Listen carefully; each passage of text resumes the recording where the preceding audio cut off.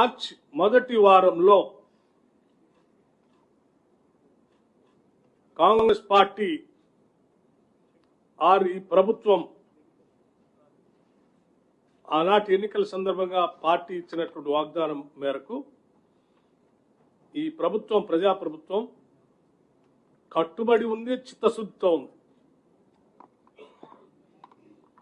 సంపూర్ణంగా దీన్ని అమలు చేయాలనేటువంటి దృఢ నిశ్చయంతో కూడా ఉంది. అందుకోసమే ఈ మొత్తం లెక్కల్ని కేబినెట్లో మొదటి వారంలో ఉంచి శాసనసభలో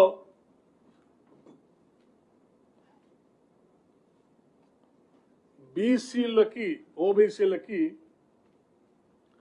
42% రిజర్వేషన్ ఇవ్వటం కోసం పొలిటికల్ ఎడ్యుకేషన్ ఎంప్లాయ్మెంట్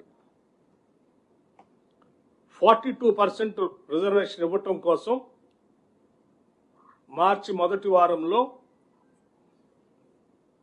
కేబినెట్లో తీర్మానం చేసి శాసనసభలో బిల్లు పెట్టి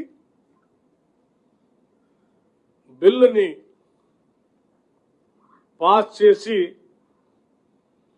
కొన్ని దశాబ్దాలుగా ఈ రాష్ట్రంలో ఎదురు చూస్తున్నటువంటి బలహీన వర్గాలకి చట్టరూపంగా ఒక చట్టబద్ధతను కల్పించడం కోసం నిర్ణయం తీసుకోవటం జరిగిందని ఈ సందర్భంగా మీ అందరికీ తెలియజేస్తా ఉన్నాం.